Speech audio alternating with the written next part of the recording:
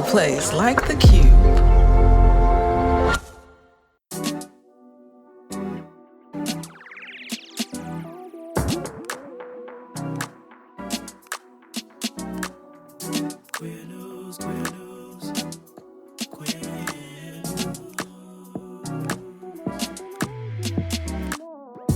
Family, this is your favorite queer radio personality, Anna Deshawn, and this is Queer News, your favorite weekly news pod where race and sexuality meet politics, culture, and entertainment. This is your number one stop for queer news done right, only on E3 Radio. When you hear about the statistics and how Black women are being disproportionately affected, making up for anywhere from 12 to 14% of the population here in the United States, or being more than half of the new cases, there's obviously work to be done. Yes. There is much work to be done. That was the voice of Grammy-nominated artist and the love king of soul and R&B, Raheem DeVaughn. I had the opportunity to interview him at a recent press briefing on the crisis facing Black women and HIV. I'm going to tell you all about it later in the show because this topic is one we all need to be talking about a lot more.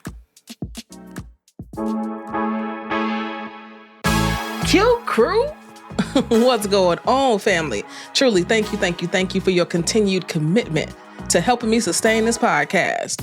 Your monthly donations help to cover the costs of our editor, Ryan, who I quite literally couldn't do this podcast without. So, if you aren't part of the QCrew, but you believe in the work we do, if you believe LGBTQ stories need to be amplified, if you love and respect how I report on the news and tell our stories, join the QCrew. A link is in the show notes. Now, family, do you have a local news story not getting enough amplification? A queer org that you think folks should know about? Are you an artist and you have a song coming out? Come on now, send in your queer news tips. I love hearing about them. All, literally. There've been so many coming in. I've got our virtual assistant, Laverne, on the case, okay? We're going to be sorting through these, but I appreciate every single note. So please keep them coming. Info on how to submit is in the show notes. Now for the news. In politics, the next chapter of the George Santos saga begins as he heads to prison, while the Olympics turn their back on trans athletes. And on this episode, we speak the names of Dream Johnson and Andrea Gibson as we honor their lives and legacies. In culture and entertainment, I take y'all inside a powerful press briefing on HIV and Black women featuring Raheem DeVaughn. And Amy Sherald pulls her exhibit from the Smithsonian over trans censorship. Plus, Laverne Cox gets personal about a complicated love story, y'all, that has the interwebs on fire. Let's get into it all. In politics, the ongoing saga that is George Santos has entered another chapter. The out gay Republican, former congressman from New York and drag performer has officially begun serving his 87-month federal prison sentence. So that's just a little over 7 years, y'all. And if you recall, he was found guilty of wire fraud, identity theft, and campaign finance charges. Once he was expelled from Congress and publicly condemned for lying about his entire life story, just lied about everything. Santos was handed not only prison time, but ordered to repay nearly $374,000 and forfeit $205,000 in restitution. Now, y'all know he loved putting on the show, okay? And so before he reported to the Federal Correctional Institution in Fairton, New Jersey, George went on X and said this: "Well, darlings, the curtain falls, the spotlight dims, and the rhinestones are packed. I may be leaving the stage for now, but trust me, legends never truly exit." Child. Hold the dramatics, okay? Now, I will say George also didn't hide the fear that he is afraid of going to prison.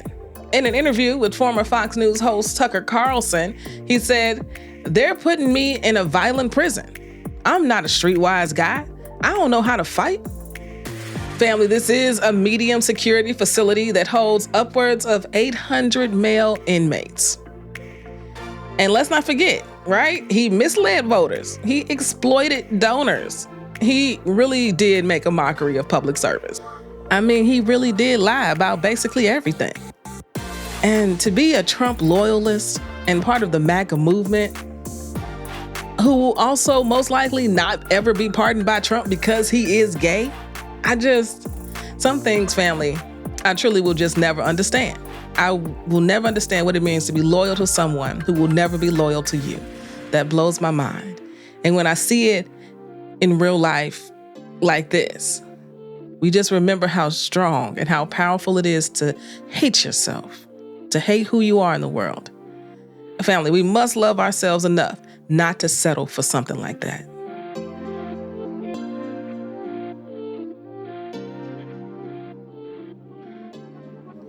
In more political news, our trans siblings take another hit.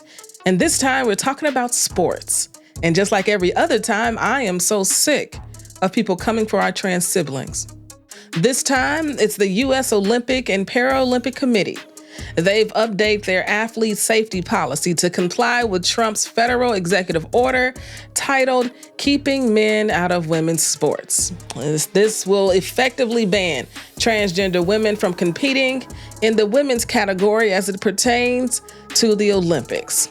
Now, while the policy does not explicitly mention the word transgender in its 27 pages, it does explicitly cite Executive Order 14201, Keeping Men Out of Women's Sports, and it commits to aligning with federal expectations. This was confirmed by USOPC CEO Sarah Hirschland and President Gene Sykes in a letter to Team USA, saying that they are obligated to comply as a federally chartered organization. This compliance will now extend to all national governing bodies, which must update their rules to match the committees. Now, this is a stark contrast to the stance that the U.S. Olympic and Paralympic Committee has had for a number of years. They have explicitly said that they will honor science over ideology. But alas, here we are. This shift will roll back protections once promised. And it opens the doors for invasive testing, humiliating scrutiny, and further marginalization of our trans siblings. The National Women's Law Center called this move dangerous and discriminatory. They said by giving into political demands, the USOPC is sacrificing the needs and safety of its own athletes. The real disparities facing women athletes have nothing to do with transgender participation and everything to do with unequal resources and systemic abuse. Family, trans people make up less than 0.002% of the population or something like that. And so when I hear these stories, you just know it's not about fairness. This is about hate. It's about fear. It's about pitting people against other people and pitting the most vulnerable, against the most powerful for their own political gain. And I say this every time, and I'll continue to say it. There is literally no scientific evidence that transgender women have an unfair advantage after hormone therapy. There just isn't. The science tells us that it's not possible. This is just another attempt to erase our trans siblings from public life. They've done it with passports, prisons, military service. And this hate, this ignorance runs so deep. And we're only 7 months into this administration, family. I need to take so many deep breaths. So many.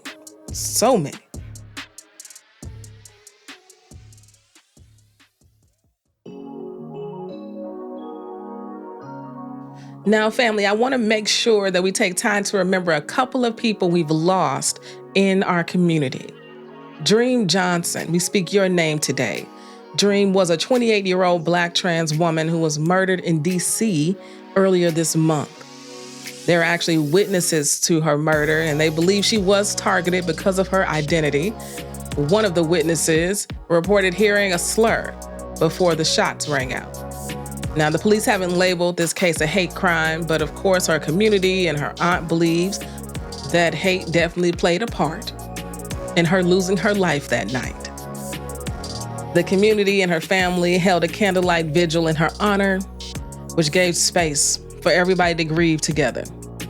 One of the attendees said, "I'm here because I love Dream. She was part of my life, and she deserved better. We all do." DC police are asking for tips. There's a $25,000 reward being offered for information that will lead to an arrest. If you have information, there is an anonymous tip line. You can call 202-727-9099. Dream, we speak your name today. Now we must remember Andrea Gibson, the groundbreaking queer poet, activist, and Colorado's first poet laureate. Andrea passed away at 49 after a hard, long battle with ovarian cancer. In the Instagram post announcing their passing, they shared that during their final moments, Andrea was surrounded by their wife, Meg, 4 ex-girlfriends, their mother and father, dozens of friends, and their 3 beloved dogs. When I read this, I said, you must have lived quite a life to have not only your wife, but your 4 ex-girlfriends there, okay? When it's time to transition to the other side. The Instagram post also quoted Gibson, which said, "Whenever I leave this world, whether it's 60 years from now, I wouldn't want anyone to say I lost some battle. I'll be a winner that day." To be honest, family, I was not familiar with their work before this moment, but when I saw the tributes and watched some of the videos, I knew why so many people were mourning Andrea's passing. They had touched so many lives with their words, with their honesty, radical honesty about their journey with ovarian cancer. From 7 poetry books, sold out stages, to winning the festival favorite award at the 2025 Sundance Film Festival for their part in the documentary film Come See Me in the Good Light. It's a film about their terminal cancer diagnosis, which moved the hearts of literally anyone who watched it. Family, may we live lives where in our final moments, we feel like we have done all we wanted to do, that we've lived all the life we've wanted to live, and that we are dying on empty. Rest well, Andrea. Well done. And family, it seems like the perfect time to take a quick break, yes? And when we get back, let's talk about some culture and entertainment.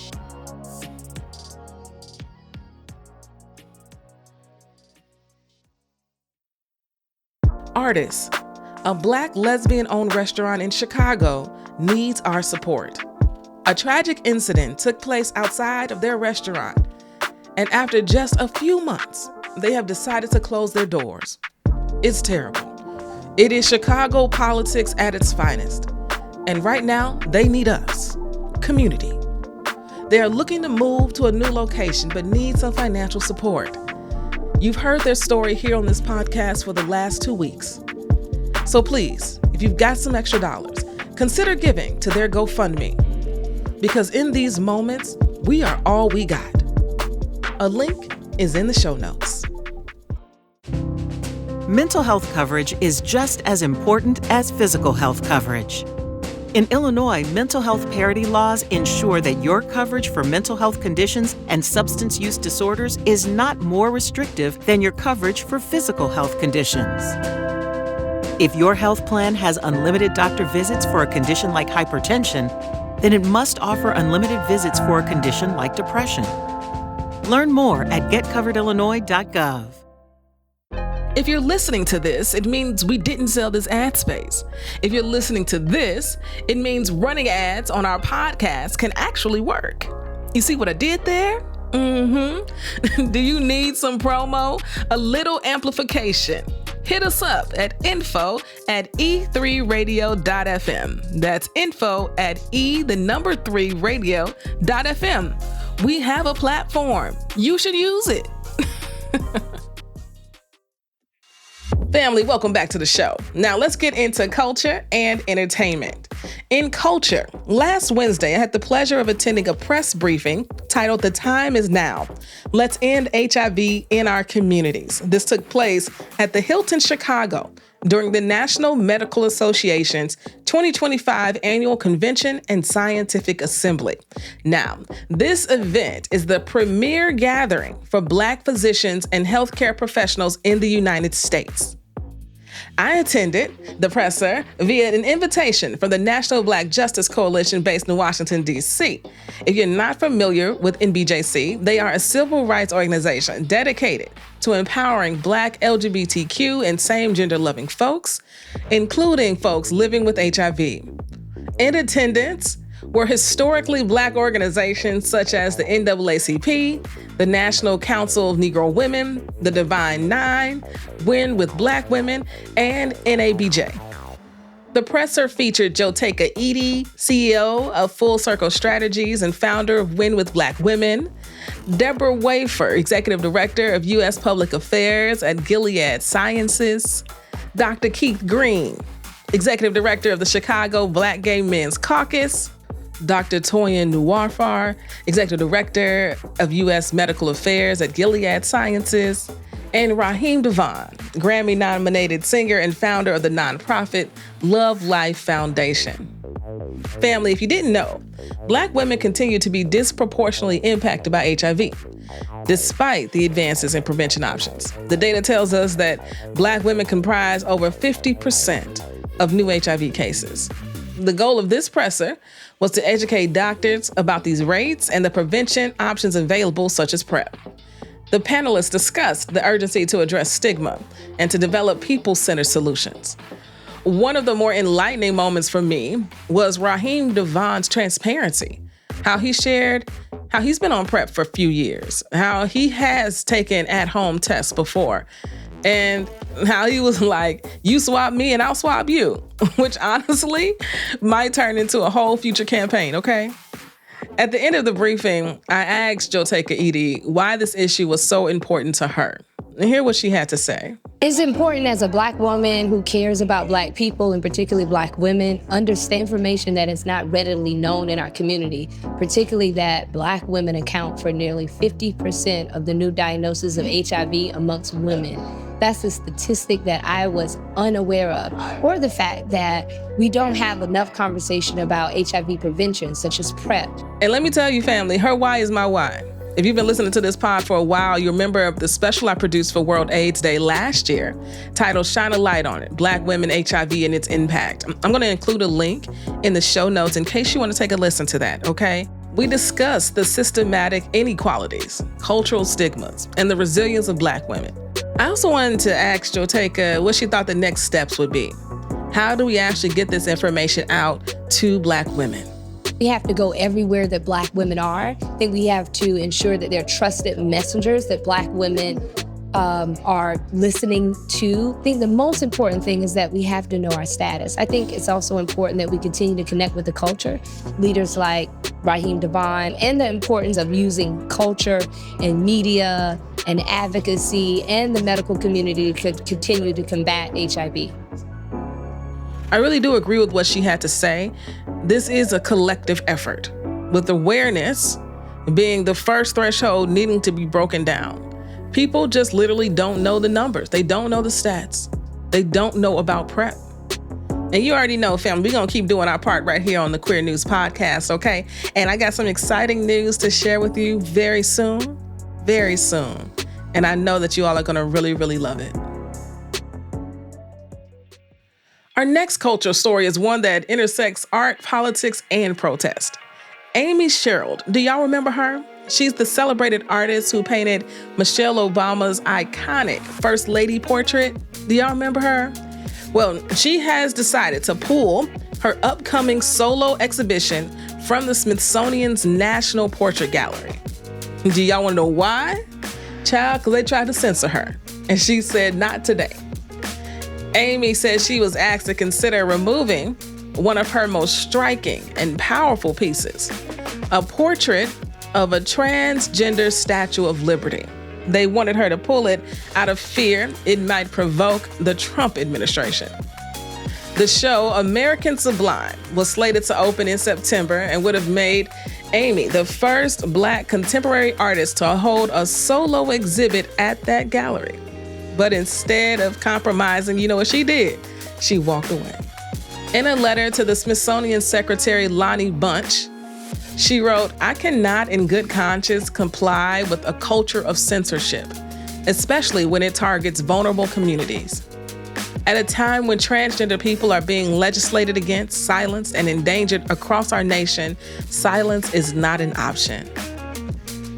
It's reported that the gallery floated a compromise to replace the painting with a video discussion, but she was like, no. The video would have opened up for a debate the value of trans visibility. And she said, I'm opposed to that, being part of the American Sublime narrative. Well, family, we need more comrades like this, don't we? Absolutely. Now, if you're interested, the American Sublime exhibit is still on display at the Whitney in New York through August 10th. So if you can get to the Whitney in New York by August 10th, go support this sister. Her resistance, her courage, it can be contagious if we just tell somebody else. And as Duke Ellington and Toni Morrison have reminded us over the years, art is dangerous in the most impactful and important ways. Family, for our last story today, in culture and entertainment, we got to give this Laverne Cox storyline a little bit of time today. Not long, just a little. If you hadn't heard, last week, Laverne Cox went live on Instagram to open up about a past relationship. Family, honestly, it seems pretty harmless until you find out that this past relationship was with a white, blonde-haired, blue-eyed, Trump-voting New York City police officer. Yeah, she decided to share all of that on Instagram Live in advance of her one-woman show, Girl, How Did I Get Here? Now, in this live, she shared how she fell in love with a human being. And she said that she didn't know his politics or his job when they met, but she in fact decided to stay because the love they shared was real. Real and also hella complicated.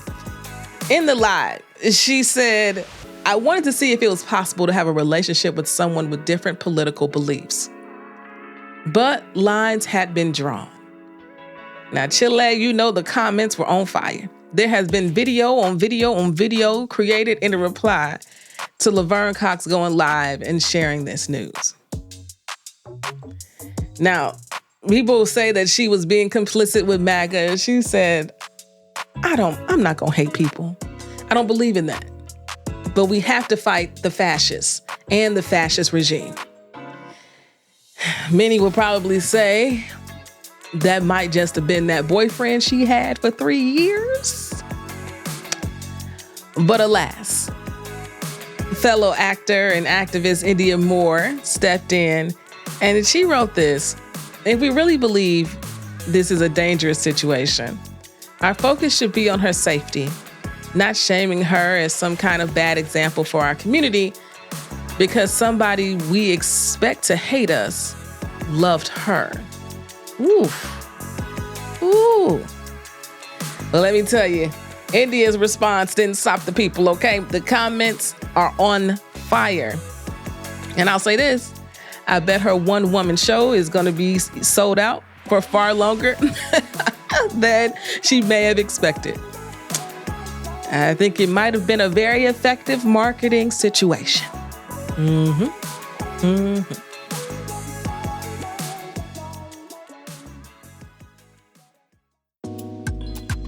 Family, it's time for Anna's Got a Word because Anna's always got a word, and my word today is family. Y'all know I say this word a lot. I use the word because I really do think that is who we are to each other. We may not like each other all the time, right? We may not speak every day, but when somebody comes for us, we show up. And that's really the essence of family in so many ways. And The Queer News tip line has been overflowing, and please keep it overflowing. I love receiving you all's messages. And it's been overflowing to the point where I've had to get my virtual assistant layering on the case, okay? To begin to sort through them to make sure I'm not missing anything. And I had missed some things. And first up is Andy. Andy, thank you. Thank you for your support for this podcast. Thank you for listening. Thank you for your donation. And I am so sorry to have heard about what happened to you. Family, Andy is a trans veteran living in Seattle who was the victim of a hate crime. And they started a GoFundMe. Actually, their partner started a GoFundMe. Their partner, who also happens to be named Anna. Okay, come on, 83 babies. I see you. Started a GoFundMe to help cover Andy's medical expenses. Well, anything over what they needed was going to go towards queer and BIPOC organizations that they believe in. Even in the midst of a horrific situation, they're deciding to still give back. You know what I'm saying? That's family. And so today, I have included a link to that GoFundMe in the show notes, okay? If you're still listening right now to this podcast, I know you're a real one. And if you have it to give, you will. So please take a moment, check out the GoFundMe. And Andy, thank you. Thank you for sharing your story. Thank you for your support. I really, truly, it's one of those moments where I can't say thank you enough. So till next week, family. Peace.